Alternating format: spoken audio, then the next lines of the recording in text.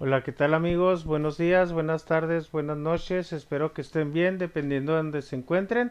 El motivo de este video es muy simple, porque la primer parte de la conferencia que bien tuve a dar en el Valle de México, por algunas cuestiones técnicas no salió, pero sí se me hizo importante rescatar esta primera parte, aunque también pueden ver una conferencia pasada que también di en el Estado de México, pero bueno, siempre hay una mejor manera de dar las cosas y si volviera a dar el tema, obviamente probablemente surja otra nueva diapositiva y surjan nuevas ideas porque siempre las ideas van avanzando y siempre hay una mejor manera de explicar algo.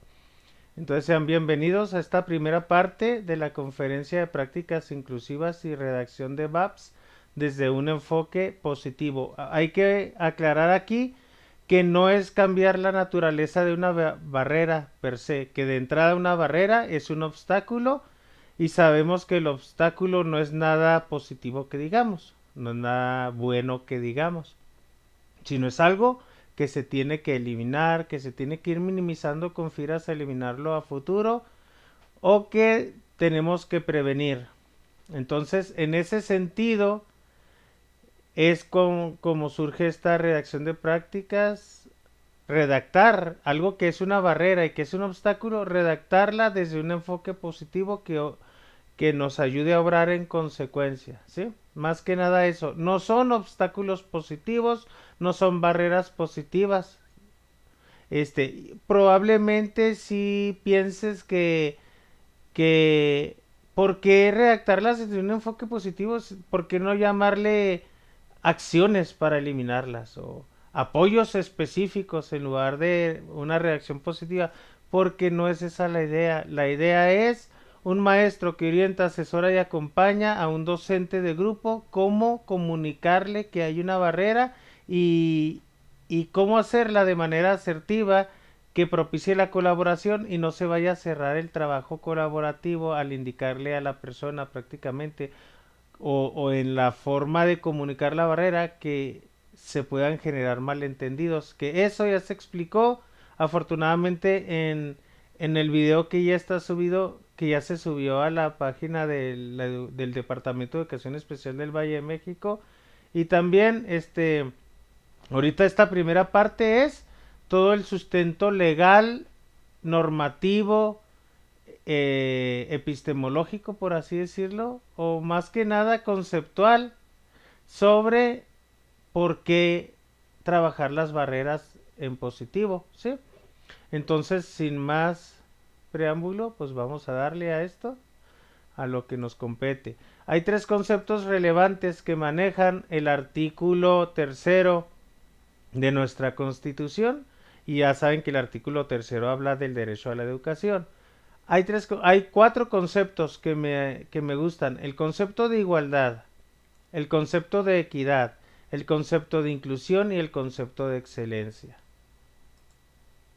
Estos conceptos no vienen como tal concepto, sino vienen como palabras clave dentro de algunos aspectos de cómo debe ser el sistema educativo, cómo va a ser la educación, etcétera, como características o cualidades, ¿sí? Entonces, aquí viene, miren, derecho a la educación de... El artículo tercero habla del derecho a la educación, pero no cualquier educación, sino una educación de excelencia. Tiene que ver con el logro de aprendizajes, pero el máximo logro. Sí habla del desarrollo pleno del estudiante, del pensamiento crítico, de la vinculación de la escuela con la comunidad. El sistema educativo será de excelencia o la educación, el derecho a esa educación, pues la educación será de excelencia. Hay otras cualidades que manejan en el artículo tercero, pero yo me centro en esta porque es crucial y por qué tenemos que abordar esto. ¿Por qué? Porque dice, será de excelencia entendida como el mejoramiento integral constante que promueve el máximo logro de aprendizaje de los educandos. Y ahorita vamos a ver por qué es importante el máximo logro del aprendizaje de los educandos y cómo se relaciona esto del máximo logro del aprendizaje con las características del sistema que será inclusivo, ¿sí? Aquí vamos a empezar pues que el derecho a la educación, hay dos conceptos que se relacionan. Uno es el de igualdad sustantiva. La igualdad sustantiva, para entenderla, tenemos que ver primero tres premisas previas. La primer premisa es que somos diferentes, no hay dos personas iguales en el mundo, cada persona es única, específica e irrepetible. Desde los estudios más avanzados de neurociencia sabemos que no hay dos cerebros iguales, no hay dos huellas dactilares iguales, aunque dos gemelos compartan el 100% de identidad genética, cada uno es específico, es único, es irrepetible. Uno puede tener un lunar aquí y el otro no. Uno puede tener su carácter o reaccionar emocionalmente de una manera diferente al otro. Alguno a lo mejor tendrá el pelo un poquito más chino, el otro más quebrado, etcétera. Siempre va a haber diferencias, aunque sean gemelos, ¿sí? Cada persona es única, específica e irrepetible. Hay un libro de diversidad de la UNIR que también manejan este aspecto. En el MASE 2011 también se maneja esta cuestión de que cada persona es única, específica e irrepetible. Por eso todos somos diferentes. No hay dos personas iguales en el mundo. La otra premisa es que somos semejantes. Nuestra naturaleza humana nos vuelve semejantes. Esta semejanza nos dota de la misma dignidad, ya sea rico, pobre, blanco, negro, con discapacidad o sin ella. Es decir, cuando un óvulo de un humano se une con un espermatozoide de un humano, ahí sale una nueva vida, y esa nueva vida no es un perro, no es un gato, no es un ratón, ¿sí? Es un ser humano. Esa vida es de naturaleza humana. Entonces, eso nos dota de una misma dignidad en cuestión de nuestra naturaleza humana. Por eso somos semejantes. Podemos hablar del otro como mi semejante, aunque piense diferente a mí, aunque sea de otra tonalidad de piel, blanco, negro, aunque tenga discapacidad o no la tenga, aunque sea rico, aunque sea pobre, ¿sí? Aunque sea de origen indígena, o que haya nacido o que sea nórdico, no hay problema, tenemos todos la misma dignidad, ¿sí? Y esa igualdad, es, esa dignidad humana y esa semejanza en función de nuestra naturaleza humana nos dota de una igualdad en el plano de los derechos y las oportunidades. Y aunque haya desigualdades en ese sentido, o que estén profundizadas las desigualdades en el plano de los derechos humanos, vamos a tratarla de buscar, porque todas personas deberíamos de gozar de la misma igualdad en el plano de los derechos humanos, y por eso hay algo que se le llama igualdad de derecho. La igualdad de derechos reconoce que cada persona es titular de derechos fundamentales y reconocidos por la ley. La igualdad sustantiva alude al ejercicio pleno de los derechos universales y a la capacidad de hacerlos efectivos en la vida cotidiana. Me decía un profe, Robert, que aprecio mucho, me preguntaba: profe, ¿podrías explicarme qué es igualdad sustantiva? Sí, profe, mira, en 10 palabras, igualdad sustantiva es hacer valer en nuestra práctica cotidiana los derechos de todos. La igualdad de derecho no es igualdad sustantiva, es simplemente una cualidad en función de estas premisas que ya les planteé, en función de esa naturaleza humana. Todo gira en cuanto a nuestra naturaleza humana, ¿sí? La igualdad sustantiva implica, pues, que tú hagas valer los derechos de todos en tu vida cotidiana. Por eso muchos le llaman como una igualdad de hecho, porque en nuestros hechos, en nuestras acciones, vamos a hacer valer los derechos de todos. Muy bien, ya tenemos el concepto de igualdad sustantiva y ahorita lo vamos a relacionar con el de equidad. El concepto de equidad tiene que ver aquí, si se fijan, hay un diagrama de unos monitos alcanzando manzana. Este árbol de manzana simboliza los derechos y las oportunidades para todos. Aquí hay igualdad en los apoyos y recursos no significa equidad en los apoyos y recursos. Si bien, vamos a ver aquí, pongo este aquí en medio. Si bien equidad e igualdad son conceptos estrechamente relacionados, no significan lo mismo. La asimilación entre ambos ha traído como consecuencia tratamientos homogéneos para todos, lo que en algunos casos ha profundizado las desigualdades. ¿Sí? Aquí hay una desigualdad en los derechos y las oportunidades generada por un tratamiento homogéneo para todos. ¿Sí? Por eso, esto no es igual, esto es desigualdad en derechos y oportunidades generada por una igualdad en los apoyos y recursos. ¿Sí? Entonces, aquí vamos a ver que desde esta perspectiva, desde esta mirada, determinadas desigualdades, además de inevitables, tienen que ser tenidas en cuenta. ¿Qué desigualdades? La desigualdad en los derechos y las oportunidades para todos, pero también hay desigualdades propias de nuestras condiciones, que lo vamos a ver más adelante. ¿Cuáles son esas desigualdades que además de inevitables tienen que ser tenidas en cuenta? Porque al tomarlas en cuenta con equidad en los apoyos y recursos, vamos a lograr la igualdad de derechos y oportunidades para todos. Es decir, aquí, ¿dónde está la igualdad sustantiva si la igualdad sustantiva no es igualdad de derechos? La igualdad sustantiva es hacer valer en nuestra práctica cotidiana los derechos de todos. ¿Cómo lo hacemos valer? Con equidad en los apoyos y los recursos. ¿Sí? Y muchos de estos apoyos y recursos, claro que van a ser específicos. Entonces, con la equidad en los apoyos y recursos, vamos a estar en nuestra práctica cotidiana generando la igualdad sustantiva, es decir, vamos a estar haciendo valer el derecho, la igualdad de derecho y oportunidades para todos, para que todos alcancen esa igualdad de derecho y oportunidades. Por eso se vale decir que una persona tiene más apoyos y recursos que otra. Es correcto y es totalmente justo y es totalmente válido que una persona tenga a lo mejor una beca y otra no, o que una tenga más apoyos y otra no. Es totalmente justo eso, ¿sí? Porque eso es en el plano de los apoyos y los recursos. En el plano de los derechos y las oportunidades, de los derechos humanos y las oportunidades para todos, hay una igualdad, ¿sí? Entonces, esto nos va a llevar a conocer el concepto de educación inclusiva. La educación inclusiva, el sistema educativo será inclusivo al tomar en cuenta cuáles eran esas diferencias que deberían ser tenidas en cuenta. Aquí nos las están diciendo.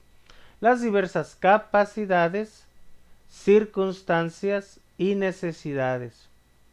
Ahorita vamos a explicar que, por ejemplo, el nivel de desempeño significativamente distinto no es para etiquetar ni nada, no, eso tiene que ver con las capacidades, que tengamos en cuenta una clasificación de condiciones para poder ofrecer el apoyo específico adecuado, es parte de la circunstancia que lo vamos a ver más adelante, y las necesidades también se consideran.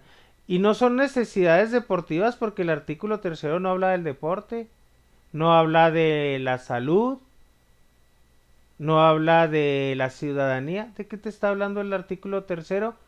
Son necesidades educativas, sí, son necesidades educativas. Pero esas necesidades educativas también pueden ser especiales o específicas, así como especiales son las pizzas, especiales van a ser los apoyos y recursos, y lo vamos a ver más adelante, ¿sí? Entonces, las diferencias que vamos a tomar en cuenta son las capacidades, circunstancias y necesidades de los educandos. Con base en el principio de accesibilidad se realizarán ajustes razonables y se implementarán medidas específicas con el objetivo de eliminar las barreras para el aprendizaje y la participación. Vamos a ver pues cuáles son las diferencias que deben ser tenidas en cuenta al momento de ofrecer un apoyo o recurso, las diversas circunstancias, necesidades y capacidades.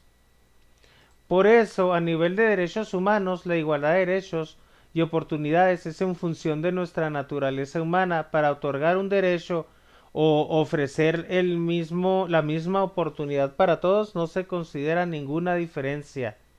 Todos tienen el mismo derecho a la educación, independientemente de nuestras diferencias, porque todos somos diferentes. Pero como somos semejantes en función de nuestra naturaleza humana, y tenemos dignidad, existe lo que es la igualdad de derecho que tenemos que lograr, ¿sí? Aquí, a nivel de apoyos y recursos, para otorgar los apoyos y recursos, las diferencias que deben ser tenidas en cuenta, como ya vimos, son las capacidades, las circunstancias y las necesidades. No se considera ni el sexo, porque imagínate, es mujer, no le das el apoyo, nomás al hombre. O viceversa, nomás a la mujer, al hombre no. Ah, ni el color de piel. Es blanco, a él sí, es negro, a él no. O viceversa. Es blanco, a él no. Nomás a los negros, al blanco no. Entonces, ese tipo de cuestiones tampoco van aquí porque a nivel de apoyos y recursos estarías discriminando tanto a un tipo de diferencia como a otro tipo de diferencia como sexo, color de piel, origen étnico. Igual pasa lo mismo con la atracción sexual, también con el credo político o religioso estarías incurriendo en discriminación. Pero ojo, a nivel de una atención específica sí puedes considerar todas las diferencias y ello no implica ninguna discriminación y etiquetado. Y te ponen el ejemplo del dermatólogo. El dermatólogo se fija hasta en el color de piel. Una piel de un nórdico o una piel de una persona de África, de una piel de un negro y una piel de un blanco no es la misma. La pigmentación, lo que quieras, no es la misma, ¿sí? Se pueden fijar en que si es blanco o negro. Se pueden fijar porque igual yo también soy de color, o sea, pues la piel es de color, toda la piel es de color. Si no tuviéramos color, se nos verían las venas o qué sé yo. Pero se fijan en el color negro, en el color blanco de la piel, se fijan hasta en el tipo de piel, es decir, piel sedosa, piel grasosa, piel seca, etcétera. Se pueden fijar si es hombre o si es mujer, porque dependiendo del sexo va a depender la atención específica. Incluso si es mujer, se pueden fijar si está embarazada, ¿sí? Si es mujer y está embarazada, porque también eso es un factor importante. Se pueden fijar si es la piel de un niño o la piel de un adulto mayor o de un joven. Entonces, todos esos factores como la edad también se consideran. Incluso pueden ir más allá, pueden fijarse en el factor sanguíneo, o positivo RH, negativo a o positivo o negativo RH, etcétera, etcétera, etcétera, en el factor sanguíneo. Y eso no implica que te van a discriminar y etiquetar. Aquí traslado la cuestión de que en la atención específica tú puedes considerar todas las diferencias y no vas a estar discriminando ni etiquetando porque se necesita considerar todas las diferencias para poder ofrecer la atención específica. Cuando hablas de inclusión, no dejas de lado la atención específica, ¿sí? Tienes que pensar en todos, implica que va a haber ciertas diferencias que deben ser tenidas en cuenta y las vas a considerar para involucrarlos con todos. No puedes decir todos, todos y no pensar en nadie, ¿sí? Puedes pensar en un plan de clase pensado en todos, pero no consideraste a nadie, ya valió gorro tu plan de clase, ¿sí? Esa es una utopía, pero no es muy funcional que digamos. A nosotros nos pasó y quisimos hacer un DUA, no consideraron ningún niño. Al momento de plantearlo fue un desastre por eso, por no haber considerado ciertas diferencias que tenían que haber sido tenidas en cuenta como las capacidades, circunstancias y necesidades. Aquí se consideran capacidades, circunstancias, necesidades, sexo, lo que quieras para la atención específica. Pero no me mezclen el plano de la atención específica con decir, ah, como aquí sí considero la piel y si es hombre o mujer y si está embarazada, ah, aquí también lo voy a considerar. No, porque considerar esas cuestiones aquí sí sería discriminación porque estarías dando el apoyo o recurso nada más por ser hombre o por ser mujer o por ser ateo o porque es católico. Ah, él es católico, no. Él es ateo, a él sí o a él no. Entonces ahí sí estarías discriminando. Y obviamente acuérdate de nuestra naturaleza humana. Aquí buscamos una igualdad de derechos y oportunidades para todos. Entonces aquí hay tres conceptos interrelacionados. Los conceptos interrelacionados son las condiciones personales, las necesidades y las barreras. No es lo mismo barrera, la barrera no es condición personal, la barrera no es necesidad, la necesidad no es barrera, la necesidad no es condición personal, la condición personal no es necesidad y tampoco es barrera, pero están tan interrelacionadas que muchas personas las suelen confundir o atribuyen que la necesidad es sinónimo de qué tiene la persona y en lugar de qué necesita, o que piensan que la necesidad es a qué se enfrenta. No, no, la necesidad es algo que la persona necesita, la condición personal algo que la persona tiene y la barrera algo a lo que la persona se enfrenta. Son cosas diferentes, ¿sí? Que las vamos a desglosar más adelante. Entonces aquí vean que las condiciones personales no son barreras. Las condiciones personales no son necesidades educativas especiales. Ay, profe, estás etiquetando, estás clasificando y por eso mágicamente ya es discriminación.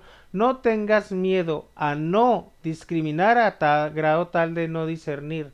Esto necesitamos discernimiento, ¿sí? Necesitamos considerar ciertas diferencias que tienen que ser tenidas en cuenta, como lo son las condiciones personales.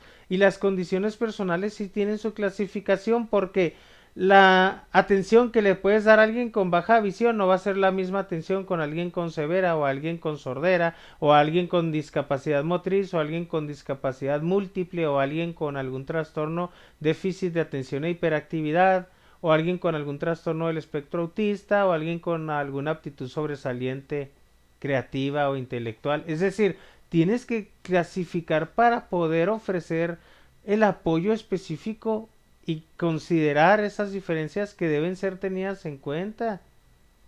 Porque acuérdate que el artículo tercero hablaba de tomar en cuenta las diversas circunstancias, necesidades y capacidades. Por eso, esto de la condición personal tiene que ver con la circunstancia. Vamos a ver que la circunstancia tiene dos acepciones: condición o característica no esencial de tiempo, lugar, modo, etcétera, que rodea a una persona o cosa y que influye en ellas, son hechos relacionados con ellas. Aquí esto no es una barrera. La condición o característica no esencial por sí misma no es una barrera, ¿sí? El estado o condición de una persona o cosa en un momento determinado tampoco es una barrera. Porque si esta condición o característica no esencial, como lo es un libro común, si fuera barrera, quema el libro y a ver si es cierto que se eliminó la barrera, ¿verdad que no? La condición personal tampoco es barrera porque elimina la condición personal, elimina a la persona a ver si es cierto que ya se eliminó la barrera. Pues no, no estás eliminando ninguna barrera. Esto no es barrera, la condición personal no es barrera, la condición no esencial tampoco es barrera. Pero en ese contraste surge la barrera. Cuando dices la persona con ceguera, el alumno con ceguera, no puede leer las letras impresas en el libro, ahí hay una barrera. La persona no es barrera, su condición personal no es barrera y el libro tampoco es barrera. Pero en ese contraste detectas una barrera de acceso donde la persona no puede acceder al conocimiento que está ahí plasmado. Entonces, surge ahí una barrera, pero para que algo sea considerado barrera tienes que considerar la condición personal. No estoy diciendo que la condición personal sea la barrera, que de hecho no lo es, y la condición no esencial por sí misma tampoco es barrera. ¿Cómo surge entonces la barrera? Si esto no es barrera ni la condición personal es barrera. Ok, en ese contraste vamos a encontrar que hay una barrera que le impide, una barrera de acceso que le impide a la persona acceder al conocimiento de ese libro. Si el libro fuera barrera, qué malo. ¿Y a poco la persona ya puede acceder al conocimiento del libro porque lo destruiste? Claro que no. El libro no es barrera. La persona tampoco es barrera. La barrera entonces va a estar en ese contraste entre la condición personal de discapacidad y la condición no esencial. En el caso del libro, la barrera sería que si el niño conoce el braille, faltaría que estuviera escrito en braille para que el niño pueda leer. Pero vamos a suponer que el niño no puede leer en braille, entonces la barrera sería una adecuación de acceso donde hubiera un programa que convierta el texto a la voz, o que el libro estuviera digitalizado y que se pudiera convertir con un programa de texto a voz como a manera de audiolibro para que el niño acceda. Entonces yo le puedo ofrecer un audiolibro, un programa que convierta el libro a voz, o de plano conseguirle una versión de ese libro en braille. Entonces la barrera es que el niño no está accediendo al contenido de ese libro. El libro no es barrera, la condición personal no es barrera, ¿sí? Aquí vamos a poner otro ejemplo. La condición personal de discapacidad y la condición no esencial son los escalones. Si los escalones son las barreras, elimínalos y ni ella va a poder subir al piso de arriba. Ni ella, ni nadie vamos a poder subir al piso de arriba. El escalón por sí mismo per se no es una barrera. La condición personal de discapacidad tampoco es una barrera. La barrera surge en esa interacción. Entonces aquí nos están diciendo, en este caso la barrera sería falta de infraestructura adecuada que obstaculiza el acceso al piso de arriba. ¿Cuál es entonces el concepto de barrera de Ainscough, Wood, Black Hawkins? Son aquellas que impiden a las personas el acceso. Sí, por eso había una barrera de acceso en el ejemplo que les puse aquí también. La permanencia, el tránsito, la conclusión o la construcción de aprendizajes relevantes dentro del sistema educativo. Me gustó esta última parte de aprendizajes relevantes dentro del sistema educativo porque el sistema educativo será de excelencia al favorecer el máximo logro de aprendizaje de los niños. Todo va en cuestión a una educación de excelencia que tenga que ver con el máximo logro del aprendizaje. El ejemplo que te puso él, falta de infraestructura adecuada que obstaculiza el acceso al piso de arriba. La escalera no es barrera, sino que falta un elevador, falta una rampa o una máquina que sea capaz de subir esos escalones y ya. Sí, falta algo, un recurso, un apoyo, algo que una infraestructura en este caso que esté adecuada, ¿sí? Por eso, mira, desde el 2006 les decían, al identificar las barreras para el aprendizaje y la participación de los alumnos, se identifican las necesidades educativas especiales, es decir, los apoyos y los recursos específicos que algunos alumnos requieren para avanzar en su proceso de aprendizaje. Por ello, se dice que un alumno o alumna presenta necesidades educativas especiales cuando se enfrenta con barreras. Aquí te están diciendo, precisamente porque debido a su condición se está enfrentando a una barrera, presenta necesidades educativas especiales. Necesita algo, un apoyo o un recurso específico. La necesidad no es que tiene la persona, ay, tiene discapacidad. No, la necesidad es que necesita. Y esa necesidad se refleja en los apoyos o recursos específicos. Precisamente porque se está enfrentando a una barrera, presenta necesidades, ¿sí? Y son necesidades educativas, no son necesidades deportivas, necesidades clínicas. ¿Por qué? Porque estamos hablando del artículo tercero de la educación. Y esas necesidades sí son, pues sí pueden ser especiales, así como especiales son las pizzas, especiales pueden ser los apoyos y recursos, ¿sí? Aquí entonces en las necesidades, por eso decía, en este sentido, las necesidades educativas especiales son relativas porque surgen de la dinámica que se establece entre las características personales del alumno y las barreras y obstáculos que se presentan o no en el entorno educativo. La barrera no es la escalera, sino la barrera es que como no había aquí, suponiendo que no había una rampa, no, la barrera es que no podía acceder al piso arriba. Entonces, De esa necesidad responde a la pregunta ¿qué necesito? No, ¿qué tengo o qué condición personal tengo? No, se considera la característica de la condición personal y se considera el obstáculo y entonces sí, ¿qué necesito?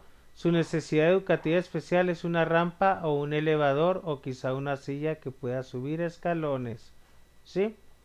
La escalera no era la barrera per se. La barrera era que él no podía acceder al piso de arriba. Capacidades. Las capacidades tienen que ver con los ritmos y estilos de aprendizaje. Y si es válido y no estás discriminando que puedas considerar un nivel de desempeño significativamente distinto por debajo de la media grupal o por encima de la media grupal. Ay, es que eso discrimina. ¿Por qué va a discriminar si ya vimos que en la atención específica se pueden considerar todas las diferencias? ¿Sí? Y no vas a etiquetar, ubicar o desagregar en qué nivel de desempeño está para favorecer el máximo logro del aprendizaje. Para nada es etiquetar o discriminar. Y otra cosa, si te vas a nivel de apoyos y recursos, acuérdate que íbamos a considerar las circunstancias que eran todas las condiciones personales, las condiciones no esenciales y detectar la barrera.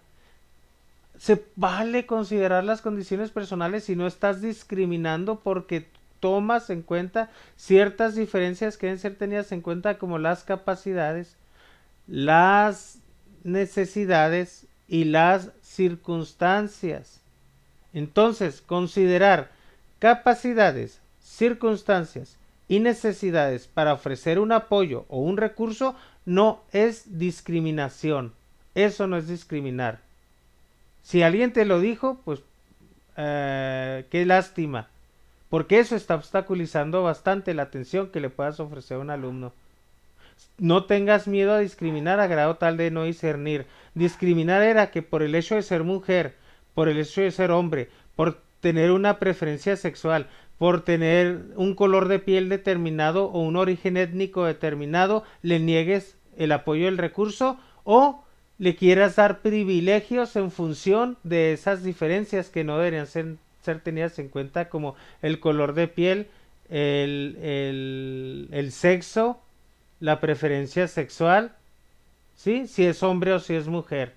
Ya lo explicamos en la diapositiva pasada. Aquí sí es válido considerar las capacidades, los niveles de desempeño significativamente distintos con respecto a la media grupal, porque eso nos habla de los ritmos y los estilos de aprendizaje, del nivel de competencia curricular, y ese nivel de competencia puede ser cualitativa y cuantitativa, intereses y motivaciones, competencias, habilidades, conocimientos. Y yo les decía, los intereses y las motivaciones tienen que ver con las capacidades porque si a ella le interesa la computación, es un interés que vamos a favorecer en ella. Si le interesa el celular, es un interés que le vamos a propiciar. Si le interesa tocar la flauta o el violín, sus capacidades van a estar enfocadas a la flauta y el violín.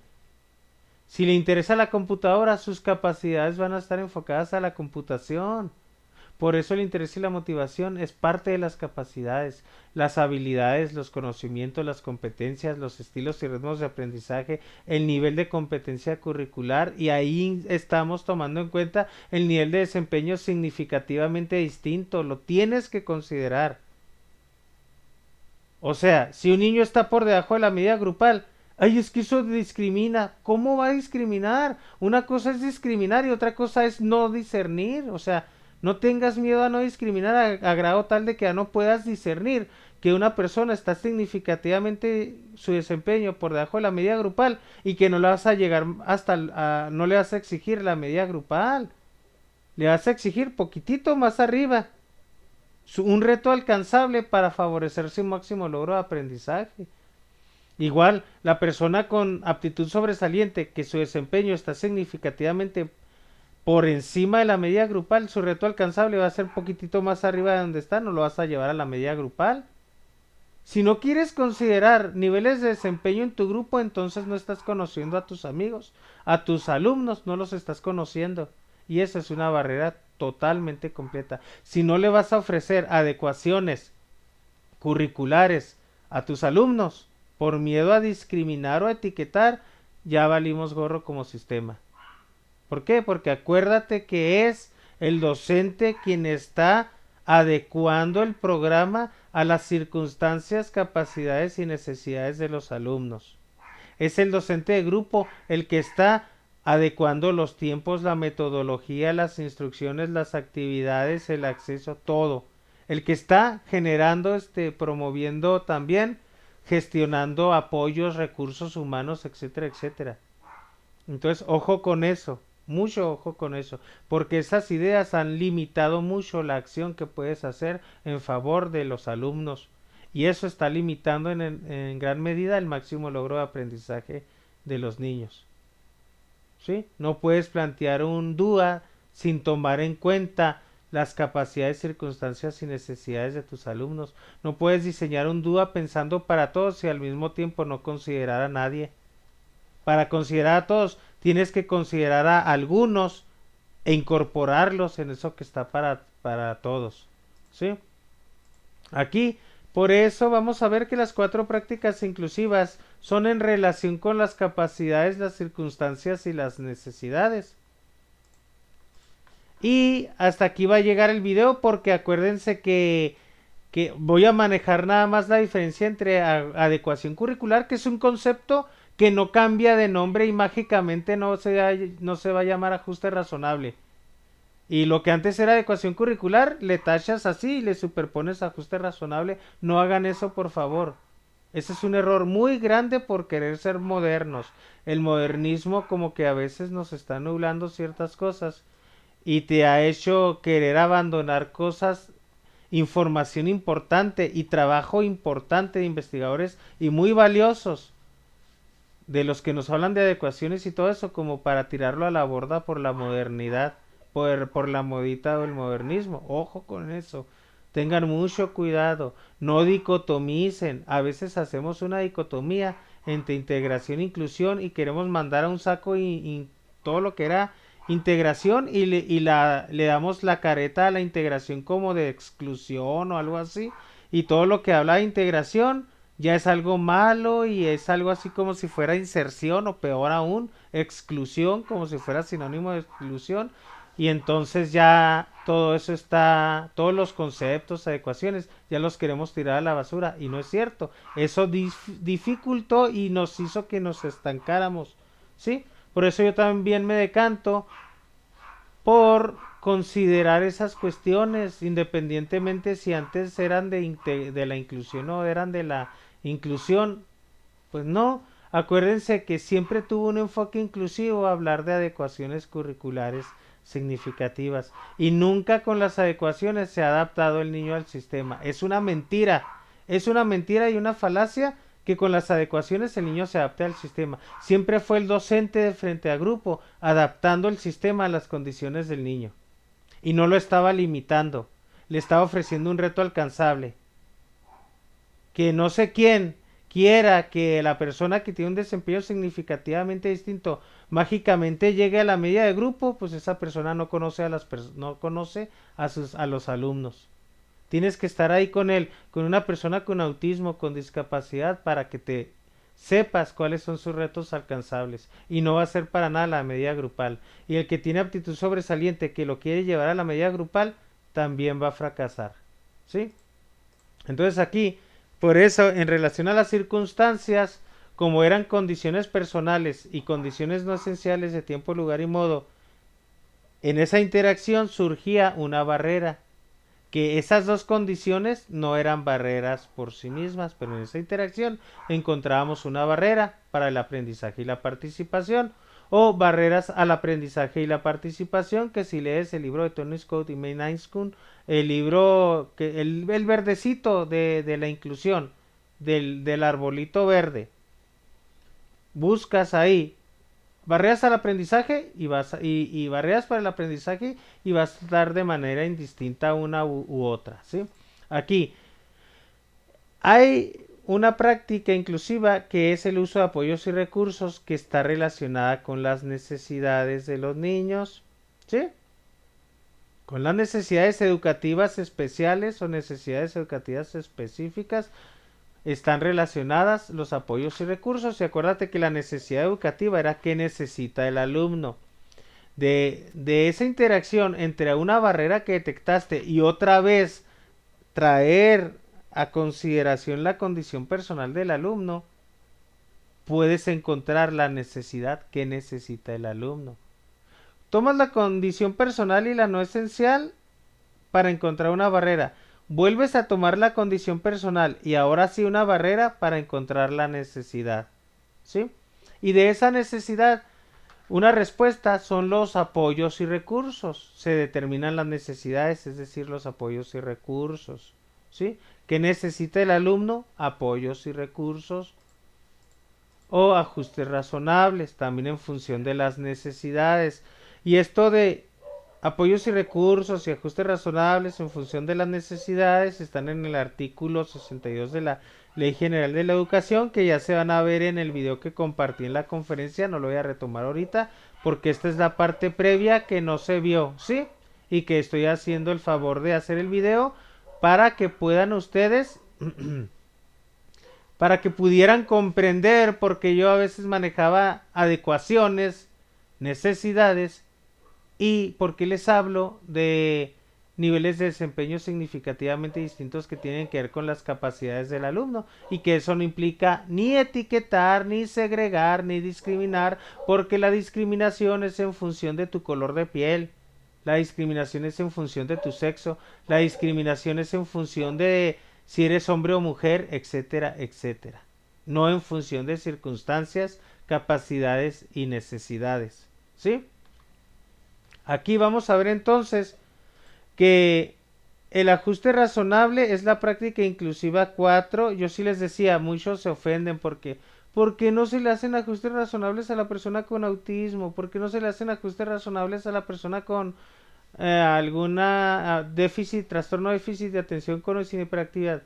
Porque el ajuste razonable es el paso número 4. Te estás queriendo brincar del paso 1 de la detección al ajuste, cuando tú puedes ofrecer de manera previa ya todos los apoyos y recursos en la práctica inclusiva 2.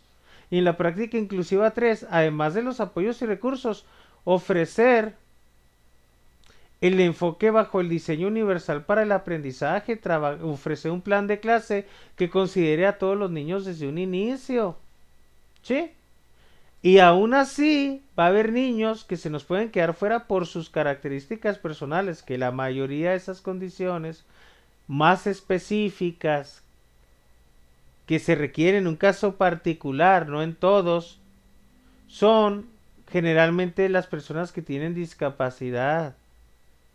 Por ejemplo, que yo le ponga subtítulos aquí y que luego le tenga que poner, conseguir el rap, porque no tengo dinero, decirle a un amigo, oye, me haces el favor de traducirme en lenguaje de señas gratis este video para ponerlo en LSM. O no sé, ponerme a hacer una hamburguesada y pagarle lo que me cobre. O buscar a alguien que se dé la tarea de estar escribiendo lo que hablo para que lo convierta en texto. Por ejemplo, no sé, puede ser conseguir un sistema automatizado que me escriba cosas ahí medio ilegibles, o decirle a una persona que, por ejemplo, si el video dura 20 minutos, se tarda 4 horas en transcribirlo, lo que digo. Ahora si dura 1 hora, pues va a tardar como 2 días, yo creo. O sea, no es fácil hacer un ajuste razonable. Por eso dicen aquí que no, que son modificaciones y adaptaciones necesarias y adecuadas, que no impongan una carga desproporcionada o indebida, como lo que les acabo de decir. ¿Sí? Yo te exijo que pongas un intérprete. Oye, pero pues no tengo dinero para costearlo. O vamos a gestionarlo. Ayúdame a conseguirlo. ¿Sí? Porque eso me está imponiendo una carga desproporcionada. Pues la verdad. Acabo de pagar la tarjeta y a lo mejor ya me quedé sin la quincena. Cosas así. ¿Ok? Que no impongan una carga desproporcionada o indebida cuando se requiere en un caso particular para garantizar a las personas con discapacidad o el goce o ejercicio pleno de sus derechos en igualdad de condiciones que los demás. Entonces, ¿qué podemos hacer? Activar, subirlo a YouTube activar los subtítulos automáticos y a lo mejor no es de una calidad muy buena, pero ¿qué otro ajuste razonable podemos hacer que no imponga una carga desproporcionada o indebida? Por eso esto de los ajustes no depende de uno, depende de todos nosotros, como colectivo, apoyarnos, ayudarnos. Bueno, yo no les cobro por este video, una persona no me va a cobrar por ponerlo y poner ¿cómo se llama? La traducción en LSM. Y otra a lo mejor no me cobra por agarrar este material y ponerle los subtítulos bien como se debe. Y entre todos nos apoyamos y nos ayudamos, ¿verdad? Pues sí. Pero, ojo, no esperemos, no nos vamos a esperar a ofrecerlos hasta el paso 4. Desde la práctica inclusiva 2 podemos hacer eso. En la práctica inclusiva 3 los incluimos bajo una perspectiva del diseño universal. Entonces, estas son acciones específicas en la 4, en la 2 son acciones específicas, en la 3 también son acciones específicas y por eso hablamos de adecuaciones de acceso, currículo y metodología, que es válido. No le vamos a tachar adecuaciones y superponer la palabra ajuste razonable, porque no es eso, no es una simple cuestión de tacharle y superponerle una palabra y hacer ¿cómo se llama? Un razonamiento rápido que carece de lógica, como que es que como estamos en el enfoque de la inclusión, ya le voy a cambiar de nombre porque en la inclusión, en la inclusión no podemos hacer nada específico porque alguien lo dijo y si haces algo específico estás excluyendo y el CAM por eso excluye y esas ideas, ojo, tengan mucho cuidado, ¿sí? En la inclusión sí podemos tener un servicio específico y sí podemos ofrecer apoyos y recursos específicos, porque es tomar en cuenta estas cuestiones de circunstancia, necesidad y capacidad. Por lo tanto, dando una recordadita a las adecuaciones de acceso, currículo y metodología, las de acceso, acuérdense que eran adecuaciones, no es que le tachas aquí, se llama adaptaciones curriculares de acceso. Adaptaciones, o ¿cómo era? No, ajustes curriculares de metodología y didáctica, ajustes razonables al currículo, ajustes razonables a la metodología didáctica, ajustes razonables de acceso. No, estas son adecuaciones que estas adecuaciones están aquí, pueden estar en los ajustes razonables o pueden estar en los apoyos y recursos o pueden estar en los ejemplos de los puntos de verificación de las pautas del DUA. No todos los apoyos son adecuaciones, no todos los ejemplos de los puntos de verificación de las pautas son adecuaciones, no todos los ajustes razonables son adecuaciones. ¿Sí? Algunos ejemplos, oye, me hace un ejemplo de ajuste razonable y yo te puedo dar ejemplos de adecuaciones. Entonces, ¿cuál es la diferencia? Que el ajuste razonable es al diseño universal. Y cuando estoy en la práctica inclusiva 2 es antes del diseño universal, así de simple. Detecto barreras, ofrezco apoyos y recursos, trabajo bajo el enfoque del DUA y le hago ajustes a ese DUA. Fin. Sencillo. Así de simple. No se quieran omitir estos dos pasos e irse luego al ajuste. No quieran aplicarle ajustes a todos los niños porque se requiere nada más en un caso particular para garantizar a las personas con discapacidad. Puede haber un caso de un niño con autismo que le hice un ajuste razonable. ¿Y qué ajuste razonable? Pues un tablero de comunicación porque sus características eran más cercanas a la discapacidad que a la aptitud sobresaliente, porque hay niños con autismos que sus características están más cercanas a la aptitud sobresaliente porque es un espectro amplio, es un espectro, trastorno del espectro autista. Y ese espectro abarca muchas características, ¿sí? Ok, entonces aquí vamos a ver, oye Tino, pero ¿a poco adecuaciones? Si eso es del pasado, si eso es de la integración, Tino. A ver. Integración no es sinónimo de casi inserción, exclusión o que no sé quién se le ocurrió decir que la integración el niño se ajustaba al sistema, la verdad. Y fue una premisa que se fue ahí pasando y pasando. El niño se adecua, el niño se adecua, el niño se adecua al sistema, el niño se adecua al sistema. Y se va pasando la premisa, pero a ver, ¿por qué lo dicen? Porque siempre que haces adecuaciones de acceso, es el docente adecuando el sistema al niño, es el sistema adecuándose al niño, no que el programa mágicamente considere todo a todos y cada uno de los millones de alumnos y así mágicamente clean para todos y cada uno el programa. No necesito hacerle adecuaciones porque ya los considera. Pues claro que no. No es de que así el sistema se adecue porque eso es imposible. Es el docente adecuando ese programa a las circunstancias, necesidades y capacidades de todos y cada uno de sus niños. ¿Sí?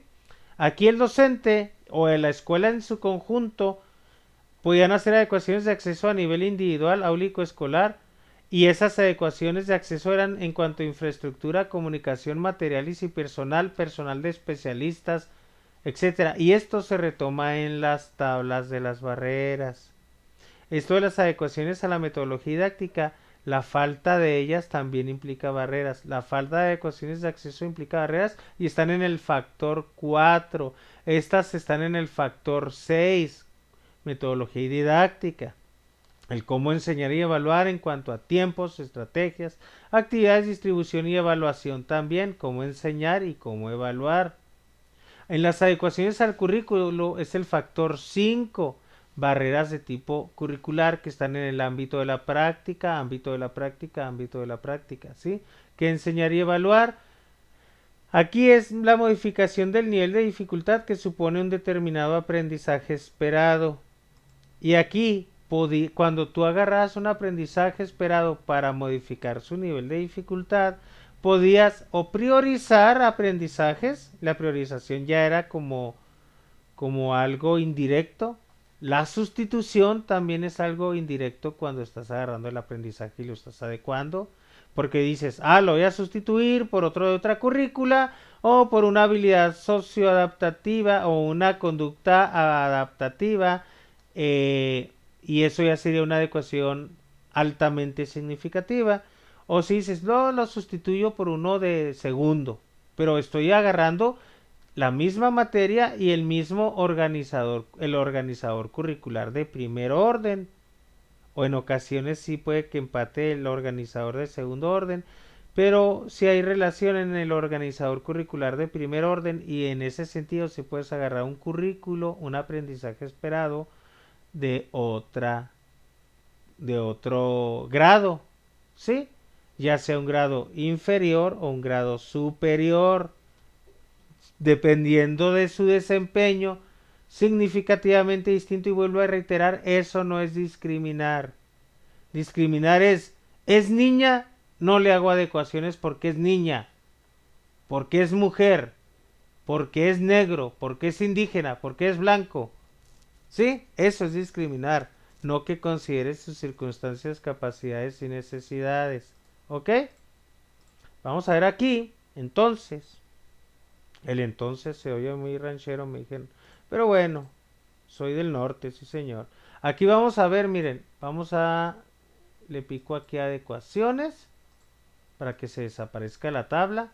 Esto ya se fue picando, pero ahorita vemos lo de los informes de detección inicial que no están desalineados ni desarticulados con las 4 prácticas inclusivas y ahora menos con la nueva Ley General para la Educación y mucho menos con el programa de equidad e inclusión del 2018. No están desarticulados. Y les voy a decir por qué. Cuando trabajas bajo el enfoque del DUA, en el libro de equidad e inclusión del 2018, que es donde te explican estas 4 prácticas inclusivas, en el subtítulo donde te están hablando del DUA, y eso de trabajar bajo el enfoque del DUA viene también ahí creo que en esa misma página 34 o sí, creo que viene ahí también.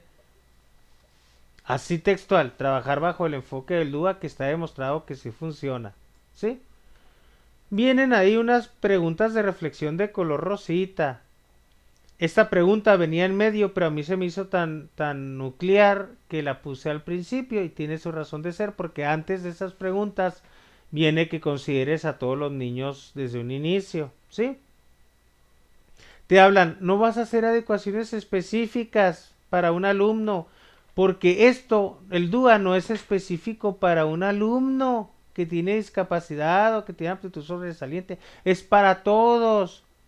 Pero no es lo mismo que digas, cuando ellos dicen que no son adecuaciones específicas, sí, no son adecuaciones específicas segregadas, aisladas de la dinámica grupal, sino que sí puedes considerar y hacer adecuaciones y considerar esas adecuaciones en la dinámica grupal, porque si no pudieras hacer adecuaciones, se estarían contradiciendo en esta parte, ¿sí? Que viene aquí abajo. Los aprendizajes esperados del grado son muy elevados o resultan poco retadores o atractivos para algún alumno.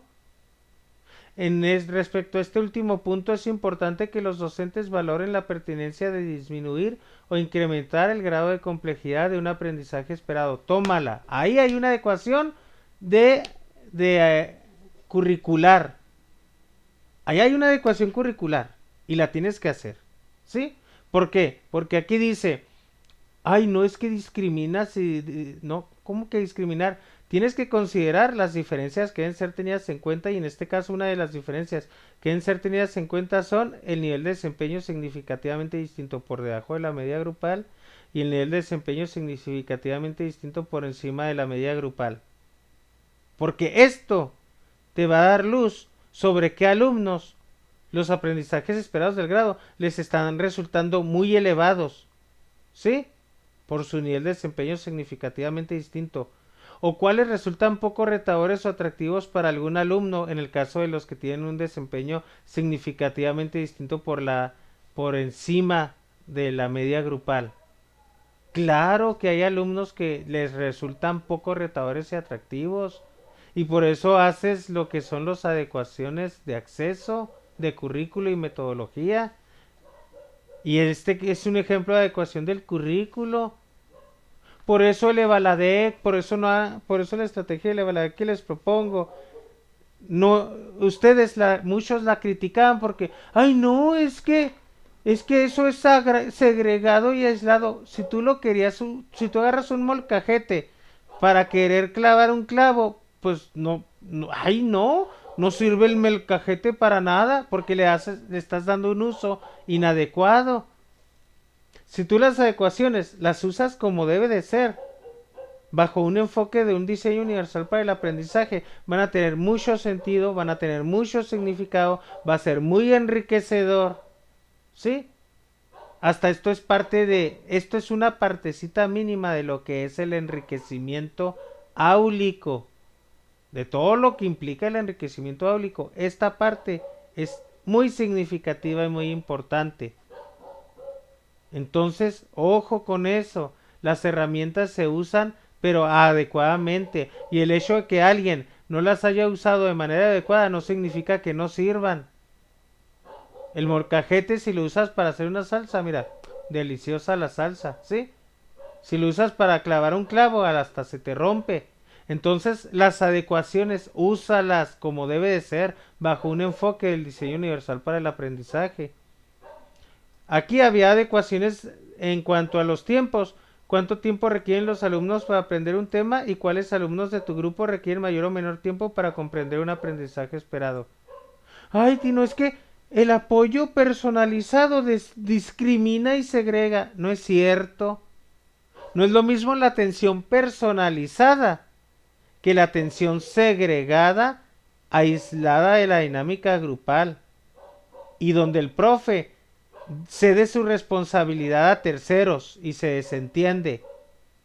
La atención personalizada es esto que les estoy diciendo. Considerar a todos y cada uno. A todas y cada una de quién? De las personas. En función de su dignidad humana las vas a considerar.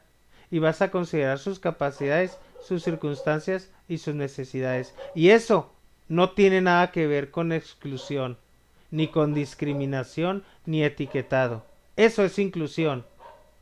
Inclusión es considerar a todos y cada uno de nosotros, de las personas, porque estás haciendo valer sus derechos en tu práctica cotidiana y estás obrando con el principio de igualdad sustantiva.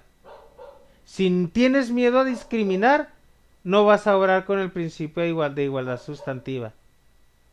Por muy inclusivo que te percibas, muy súper inclusivo que te digas, descuida la educación personalizada y ya valimos gorro como inclusión. ¿Sí? Tienes que considerar los tiempos, tienes que considerar las estrategias de enseñanza y los recursos que se van a utilizar para enseñar, tanto para la enseñanza y la evaluación. Por eso en el informe de detección inicial te pedían la condición de discapacidad. Toma en cuenta, eso no es discriminar. Que tú determines qué necesite la persona, no estás discriminando. Si alguien te lo dijo, era un error. Está equivocada esa persona, es una falacia. ¿Sí? Si alguien te dice, ay, es que los antecedentes escolares si yo considero las estrategias y recursos que se han utilizado y que no han dado los resultados esperados, eso está mal porque yo ya no puedo hacer ninguna prueba, ya no puedo evaluar ni nada. ¿Sí? Ay, las pruebas psicométricas son malas. Pues sí, o sea, no te vayas a los extremos. Sácale la utilidad y ten en cuenta esto. Esto lo hago porque quiero hacer valer el derecho del niño a la educación y no una educación mediocre, sino favorecer su máximo logro de aprendizaje. Y para favorecerlo, tengo que conocerlo. Si no conocemos a los niños, no vas a poderle ofrecer el apoyo. Y otra cosa, no tampoco te vas a traumar y vas a decir, ay, hasta que yo tenga un diagnóstico lo voy a poder apoyar. Ah, caray, no es lo mismo eso a que digas, bueno, quiero conocerlo, cuál es su nivel de desempeño, cuál es su estilo, qué le interesa, qué le gusta, qué le motiva, cuál es su canal de representación, cómo entiende mejor la información para ser procesada de manera visual, de manera kinestésica, de manera auditiva. ¿Cuál es su estilo de aprendizaje? ¿Él analiza mucho? ¿Quiere que ya le dé algo estructurado o a él le gusta estructurar? ¿Le gusta hacer cuadros sinópticos, esquemas? ¿O le gusta que alguien ya los elabore de antemano y se los explique? ¿Cuál es su estilo de aprendizaje? ¿Cuáles son sus canales de representación? Tenemos que conocer las características de los alumnos, su condición de discapacidad, sus capacidades, circunstancias y necesidades. Y el nivel de desempeño es significativamente distinto. Es parte de las capacidades y no estás discriminando. Aquí, en la evaluación inicial o diagnóstica del grupo, por eso yo les pedía, destaquen el desempeño significativamente distinto. Y parte del concepto de alumno con necesidades educativas especiales que despreciaron tanto por la modernidad era el desempeño significativamente distinto. Ojo, no por ser modernos quieras tirar a la borda. Y si alguien te dice una cosa, ¿por qué está diciendo lo que está diciendo? Yo les tengo un sustento y ese sustento es el artículo 3, tomar en cuenta las diversas capacidades, circunstancias y necesidades. Y ya les dije que eso no es discriminar. ¿Sale? Hasta aquí, esta es la primera parte del video. Ya les invito a que por favor vean la segunda parte del video. Ay, disculpen a mi perra que ladra mucho, pero eso es externo a mí. Jo, jo, jo. Éxito, vean la parte del video que se subió a la conferencia que se dio en el Departamento de Educación Especial del Valle de México. Gracias por darme la oportunidad y espero compartirles este material para complementar, ¿sí? Chao, chao, nos vemos. Bye, éxito, los quiero mucho. Que tengan un excelente día, tarde, noche, dependiendo donde se encuentren. Bye bye. Hasta luego.